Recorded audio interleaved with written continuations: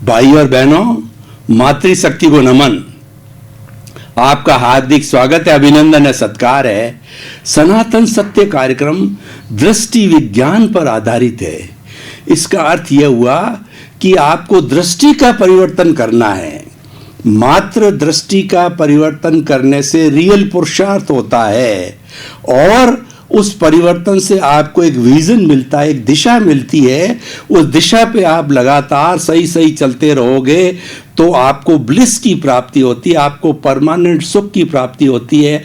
हर व्यक्ति सुख चाहता है, तो हमारा सनातन सत्य सुख कैसे मिले उसकी खोज करवाता है। आप कौन हो इसकी खोज करता है। ये सारा कार्य हम अलग अलग एपिसोड्स के माध्यम से करते हैं। तो आज का हमारा बहुत सुंदर एपिसोड है कि अनंतानुबंधी मोह। भाई और बहनों, 8 जो कर्म होते हैं, द्रव्य कर्म, ज्ञानावर्णीय, दर्शनावर्णीय, वेदनीय, मोहनीय, आयुष्य, नाम, गोत्र और अंतराय, इन 8 द्रव्य कर्मों में जो सेनापति है, जो सबसे बड़ा मोह है, सबसे बड़ा जो कर्म है वो है मोहनीय कर्म। मोहनीय कर्म की कुल 28 प्रकृतियां होती है। अनंतानुबंधी, अप्रत्याख्यानी, प्रत्याख्यानी, संजलन, ये चार को 4 से गुणा करो। जो हमारे 4 जो मुख्य दुश्मन है भीतर के, क्रोध, अहंकार, माया, लोभ, इन 4 का 4 से गुणा करने पर 16 हो गया। और उसके बाद में 9 कर्म 9 होते हैं। वो होते हैं कि हमारी जो है विरति, अरति और जो मिला करके जो है ये, उसके बाद जो 3 और होते हैं हमारे, स्त्रीलिंग, पुरलिंग, नपुंसकलिंग, गणना, ये 9 जो है ये सहायक जो है मोह के कर्म होते हैं, जिनको 9 कर्म बोलते हैं। तो ये हो गया 16 और 9 25। और 3 होती है, एक होती है दर्शन मोहनीय, एक जो होती है सम्यक मोहनीय, और तीसरी होती है मिश्र मोहनीय। जो सबसे घातक है वो है हमारा दर्शन मोहनीय, और वो जुड़ा हुआ है अनंतानुबंधी मोह से। अनंतानुबंधी का मतलब क्या हुआ कि एक बहुत बड़ी चट्टान है, उस चट्टान के अंदर लकीर खींचना, उस चट्टान के अंदर जो है वो कोई भी लकीर बनाना कितना कठिन काम होता है। और जो अप्रत्याख्यानी दूसरा होता है, वह तो कोमल लकड़ी के अंदर जो है लकीर खींचना। और तीसरा प्रत्याख्यानी होता है, वह जो होता है वह रेत के ऊपर जो है वो लकीर खींचना। वो तो रेत उड़ी तो लकीर भी उड़ जाती है। और एक होता है संजलन मोह, जो पानी पे लकीर खींचना है। नहीं, बाकी की 3 तो नाम मात्र की होती है। सबसे बड़ा होता है अनंतानुबंधी, वो दर्शन मोहनीय होता है। तो जब हमको ज्ञान मिलता है तो दर्शन मोहनीय पे चोट होती है, और ये दर्शन मोहनीय सभी कर्मों का बंधन करने वाला होता है। इसी की वजह से मोहनीय कर्म को एक जो है वो सेनापति कहा गया है। मैं आपको उदाहरण देना चाहता हूँ कि देखिए कि जो हमारे जो कर्म आने के जो है वो जो आश्रव होता है, वो आश्रव होता है मिथ्यात्व, अविरति, प्रमाद, कषाय और योग। इन 5 जो है जो नाला आ रहा है, इन 5 कारणों से उस नाले के अंदर कर्मों का आना चालू होता है। जैसे कि पानी की टंकी में नाला होता है, उस नाले में से अच्छा पानी भी आ सकता है, गंदा भी आ सकता है। तो इस कर्मों के आने के द्वार को आश्रव कहा जाता है। अब मैं इसको मिथ्यात्व, अविरति, प्रमाद, कषाय और योग को 1 2 3 4 और 5 के डिजिट की संज्ञा देता हूँ। तो 1 नंबर जो मिथ्यात्व है ये अनंतानुबंधी है, और ये दर्शन मोहनीय है। इसकी वैल्यू कितनी है?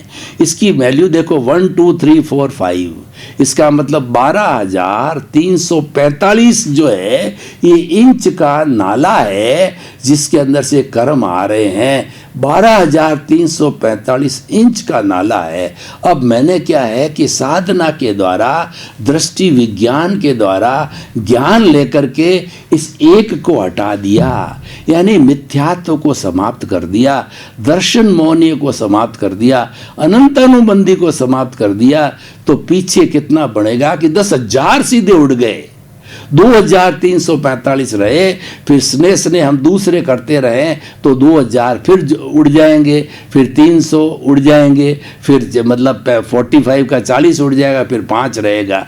तो मुख्य बात मैं ये कहना चाहता हूँ, सीधे 10,000 अंक उड़ते हैं, वह हमारा अनंतानुबंधी है, वही कर्म बंधन का कारण है और वही दर्शन मोहनीय है। जब हमको सद्गुरु मिल जाता है, हमको ज्ञानी पुरुष मिल जाता है, तो सबसे पहले अनंतानुबंधी पर चोट करता है और दर्शन मोहनीय पर चोट करता है, और चोट करके इस जो दर्शन मोहनीय रूपी हमारा जो क्रोध मान माया लोभ का जहर की जो थैली है, जो कि हमारी कॉजल जो हमारा नए कॉज बनाने की बॉडी है, उसको वो ज्ञानी पुरुष जो है या सद्गुरु है उसको फेंक देता है और हमको ज्ञान देता है।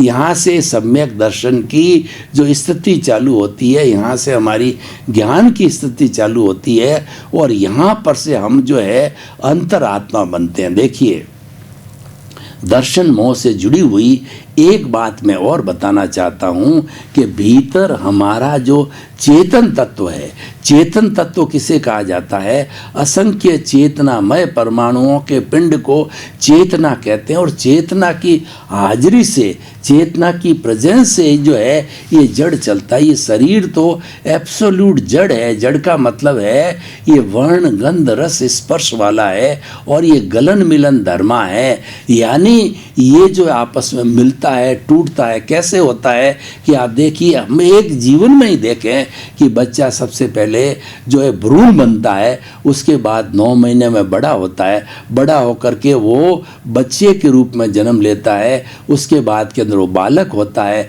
बालक के बाद किशोर होता है, किशोर के बाद जो युवा होता है, युवा के बाद प्रौढ़ होता है, प्रौढ़ के बाद वृद्ध होता है। तो ये क्या है कि ये बढ़ता रहता है, घटता रहता है, ये सब जड़ की प्रकृति है। लेकिन ये घटता बढ़ता किसकी प्रेजेंस से है, वो मुख्य बात होती है। वो प्रेजेंस जो है वो मूल रूप के अंदर शुद्ध आत्मा है, और उस आत्मा की प्रेजेंस से होता है। ये आत्मा शरीर में होती है, तभी ये जड़ है वो मिश्र चेतनवत हो जाता है, यानी चेतनवत कार्य करता है। चाहे इंद्रियां हो, चाहे मन हो, बुद्धि हो, और हमारा श्वास हो, और अहंकार हो, चित्त हो, सभी जो है ये चेतनावत होते हैं। तो और वो चेतन के रूप में कार्य करते हैं, और हमारा शरीर जो है मन वचन काया की सब क्रिया करता है, और ये आगे से आगे चलता रहता है। जो मुख्य महत्व होता है वह चेतन तत्व का होता है, और चेतन तत्व मूल रूप से वो मुक्ति की अवस्था वाला ही है। ये तो इसके साथ में कॉजल बॉडी, कार्बन शरीर, लिंग शरीर जुड़ गया, इसके कारण जो फेविकॉल की तरह ऐसा चिपका हुआ रहता है कि वह जो है जन्म जन्मांतर हमको भटकाता रहता। और जब हमको ये अनंतानुबंधी मोहनीय कर्म जो है ये छट जाता है, इसको हटा दिया जाता है, तो हमारे जीवन की एक नई दिशा मिल जाती है, जिसको हम सम्यक दर्शन कहते हैं। और जिसको एक बार सम्यक दर्शन या ऐसा ज्ञान प्राप्त हो गया, वो निश्चित रूप से मुक्ति जाएगा ही, मुक्ति की नींव लग जाती है। तो भाई और बहनों, ये मोहनीय कर्म का सारा बात है। और संसार के अंदर जितनी भी बुराइयां हैं वो सब इस मोह का संसार है। मोह एक वट वृक्ष है, और उसके अंदर सारी जो है बुराइयां पनपती है। इसीलिए हमें मोहनीय कर्म को अगर कोई जीत लेता है तो वो बाहर में गुण स्थान में वीत राग हो जाता है। वीत राग का मतलब उन्होंने जो मोहनीय कर्म का समूल नाश कर दिया। और जब मोहनीय कर्म का समूल नाश हो जाता है तो पीछे ज्ञानावर्णीय, दर्शनावर्णीय और अंतराय को टूटने में अधिक समय नहीं लगता है, क्योंकि मुख्य बड़ा कर्म जो है वो कट जाता है। तो वो 12वें से 13वें गुणस्थान में मात्र जो है अंतर्मूर्त, जैन दर्शन में अंतर्मूर्त एक बहुत ही प्रसिद्ध इकाई है। अंतर्मूर्त का होता है कि मिनिमम एक समय का अर्थ होता है जब हम पलक झपते हैं तो कई समय निकल जाते हैं। तो वो तो जो है हमारा मिनिमम हो गया, और मैक्सिमम 48 मिनट, यानी इस अंतर मुहूर्त के अंदर वीतराग होने के बाद के अंदर वह जीव, वह प्राणी जो है इस देह के अंदर, इस जो है हमारा ये जो औदारिक शरीर है, उस औदारिक शरीर के अंदर केवल ज्ञान की प्राप्ति हो जाती है। तो केवल ज्ञान की प्राप्ति होने पर इस औदारिक शरीर में जीता जागता भगवान ईश्वर प्रभु हो जाता है। जो ईश्वर की परिभाषा है ये जैन दर्शन के अंदर, वो ईश्वर की परिभाषा वह होती है जो केवल ज्ञान को प्राप्त कर लेता है। और केवल ज्ञान का 13वां गुण स्थान है, केवल ज्ञान को प्राप्त होने के बाद के अंदर जो भी उसका आयुष्य बाकी है, जो उसके शुभ कर्म बाकी है, वेदनीय वगैरह, वो मूल आयुष्य है, तो वो शुभ होते हैं। तो उस आयुष्य कर्म के वशीभूत तो उसको शरीर में रहना ही पड़ेगा। और वह रहने के बाद के अंदर और वह जो है अपने बचा हुए आयुष्य कर्म का, या जो हमारे शरीर से जुड़े हुए वेदनीय आयुष्य हो गया, नाम है और गोत्र है, ये दूसरे तो सब शुभ होते हैं, तो वो उनका जो है वो निकाल करके, निर्जरा करके, भोग करके, और वो जीव सिद्ध बुद्ध और मुक्त हो जाता है। अब देखिए भगवान महावीर को लेवें तो भगवान महावीर जब माँ के पेट में आए थे, तीसरा माँ के पेट में, हर तीर्थंकर 3 ज्ञान लेकर के आता है। उस मोहनीय कर्म से जुड़ी हुई बात बता रहे हैं। उसके अंदर 3 ज्ञान में मति ज्ञान, शुद्ध ज्ञान और अवधि ज्ञान। उस वक्त का एक जो है वह एक वृत्तांत आता है कि उन्होंने अवधि ज्ञान से भगवान ने देखा कि मैं माँ त्रिशला के पेट के अंदर ऊपर नीचे बच्चा घूमता है, तो वो माता को कष्ट होता है। और जब घूमने लगा तो माता ने देखा कि मेरा गर्भ जो है अवतरित हो गया है। उन्होंने गाजे बाजे मंगवाए, जो है बजवाए, और पूरी नगरी को जो है वो स्वर्ग नगरी की तरह सजाया गया, और सब में जो है खुशी की लहर फैली। जब भगवान ने अवधि ज्ञान से देखा कि माँ को कितना कष्ट होगा, तो उन्होंने हिलना डुलना बंद कर दिया पेट में। तो हिलना डुलना बंद करते त्रिशला माँ ने देखा मेरा गर्भ क्या क्षतिग्रस्त हो गया। तो गाजे बाजे शहनाइयाँ बज रही थी, वो शहनाइयाँ सब शांत हो गई। एक जो है बड़ा दुख का वातावरण छा गया। तो पुनः भगवान ने जो है वो अपना अवधि ज्ञान लगाया। ये तो उल्टा हो गया कि माँ जो है ज़्यादा दुखी हो गई और सारा जो आमोद प्रमोद था वो रुक गया। तो फिर उन्होंने हिलना डुलना चालू किया, और वहाँ पर माता के प्रति जो है उस वक्त वो छद्मस्ती थे, तीर्थंकर नहीं हुए थे। माता पिता के प्रति जो उनका इतना बड़ा राग था, तो उन्होंने जो प्रतिज्ञा की कि माता पिता के रहते हुए मैं जो है वह दीक्षा नहीं लूँगा। 28 वर्ष की अवस्था के अंदर माता पिता का जब स्वर्गवास हो गया, तो उन्होंने अपने बड़े भाई नंदीवर्धन और पार्श्व काका को कहा कि मैं दीक्षा लेना चाहता हूँ। तो नंदीवर्धन ने कहा कि अभी तो पिताजी माता पिता का शोक से हम निवृत्त नहीं हुए हैं, हमारा निवेदन है कि 2 साल आप घर में रहो। उनकी बात को माना। 30 वर्ष की अवस्था में उन्होंने जब दीक्षा ग्रहण की, तो दीक्षा ग्रहण करते ही तीर्थंकर को चौथा मन प्रयोग ज्ञान हो जाता। मन प्रयोग ज्ञान वह होता है कि किसी भी जिसके भीतर मन होता है और उस मन के अंदर क्या विचार चल रहे हैं, वो सारे पौद्गलिक होते हैं, उन परमाणुओं को देखता है। यानी किसी व्यक्ति के भीतर चलने वाले विचारों की वो स्टडी कर लेता है। तो अब वो करने के बाद में भगवान ने 12.5 वर्ष की तपस्या की।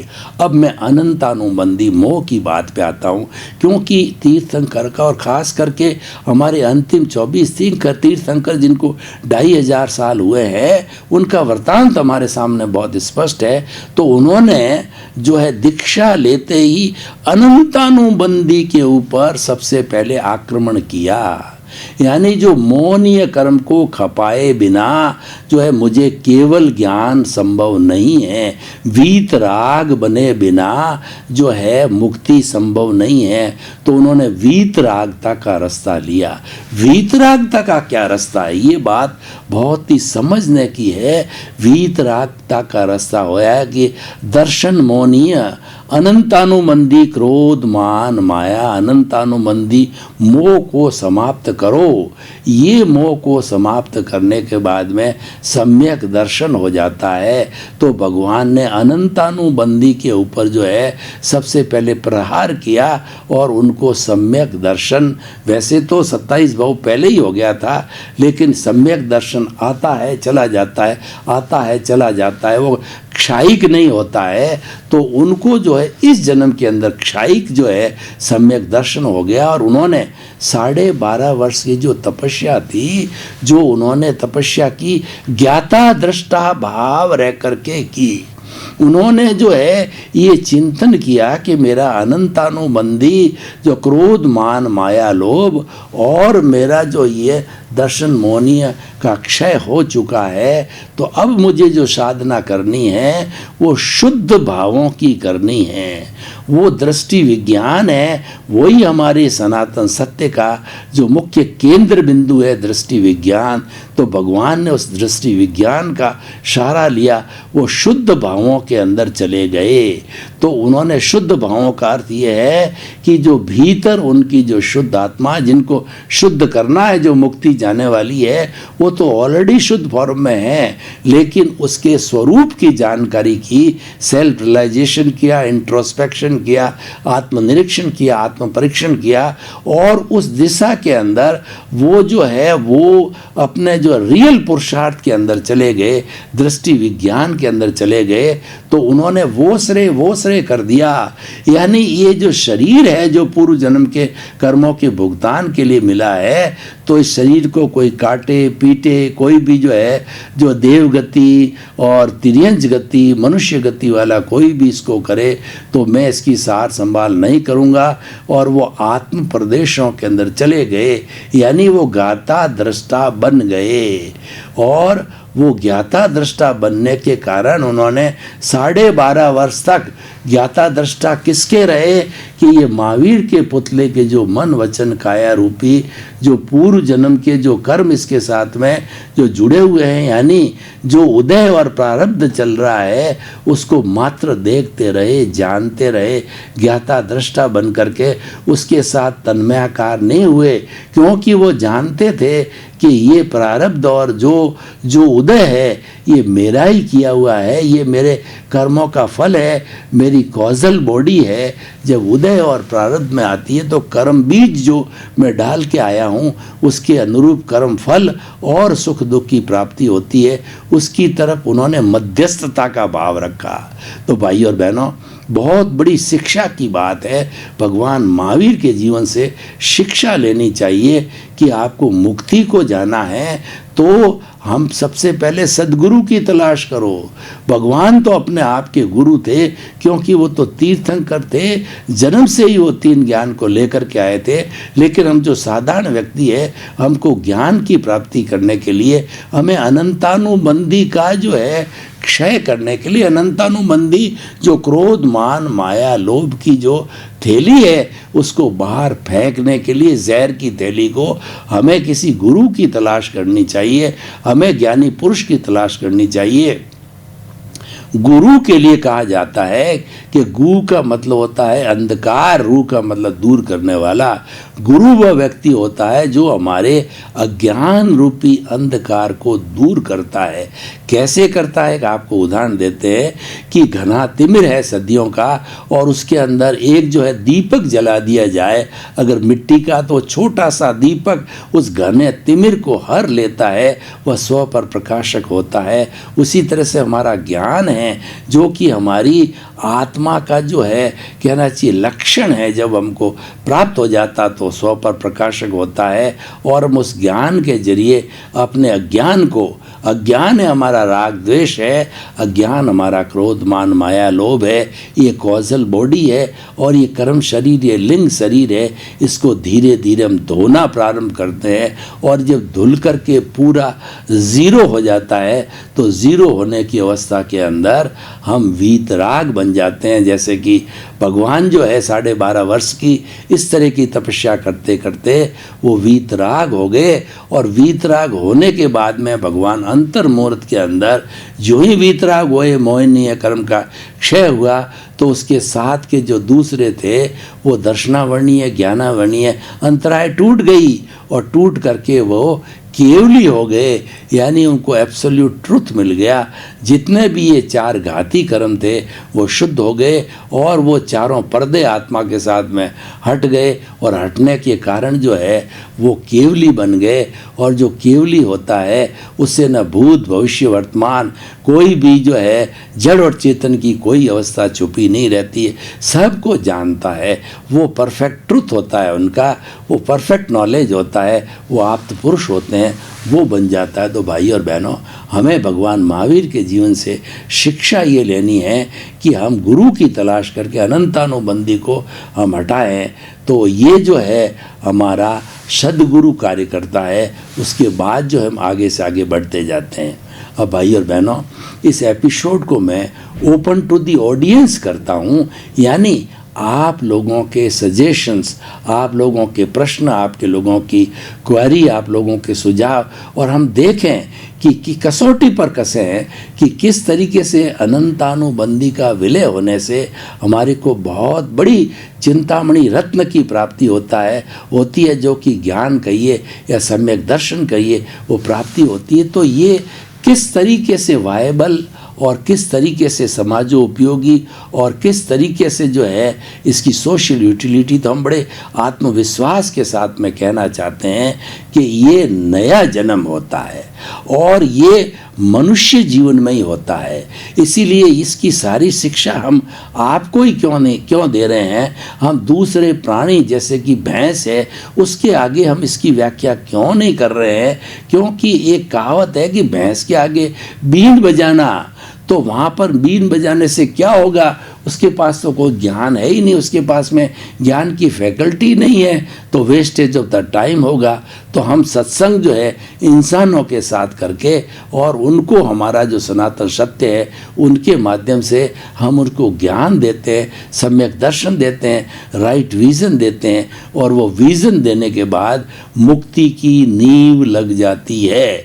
और अगर इसी जन्म में व्यक्ति जो है उस ज्ञान को जो है आगे से आगे पुष्टि देता रहता है, 5 आज्ञा जो बाढ़ रूप में है, 5 आज्ञा ट्री गार्ड के रूप में है, और हमारी सत्संग है, संवर है, संभाव है,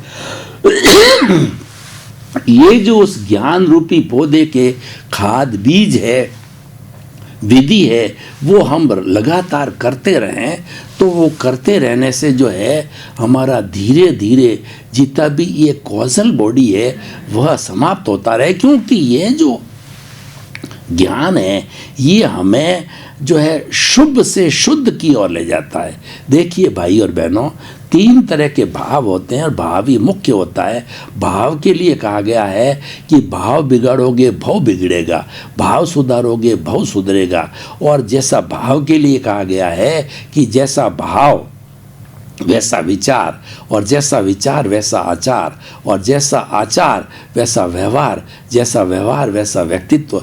यानी भाव मुख्य है, भाव गंगोत्री है, भाव जो एक ओरिजिन है, भाव एक उद्गम स्थल है, उसके ऊपर हमें कंसंट्रेट करना चाहिए। और भाव के द्वारा ही कॉजेज डलते हैं, तो हमें उस पॉइंट को बहुत ध्यान रखना चाहिए। ज्ञान लेने के बाद में सबसे बड़ा हमारे में क्या परिवर्तन आता है कि हमारी भाव शुद्धि बनी रहती है। क्यों कि भाई और बहनों, आपका बहुत बहुत धन्यवाद। आप हमारा ये सनातन सत्य कार्यक्रम देखते रहिए। ये कार्यक्रम आपको सद्गति की ओर ले जाता है, ये कार्यक्रम आपको अच्छे विचारों की ओर ले जाता है, राइट विजन देता है, जीवन का शाश्वत सत्य बताता है, यूनिवर्सल ट्रुथ बताता है, सार्वभौम सत्य बताता है। इसी क्रम में आपका जीवन आनंदमय हो, मंगलमय हो। आपके प्रति बहुत बहुत शुभकामनाएं।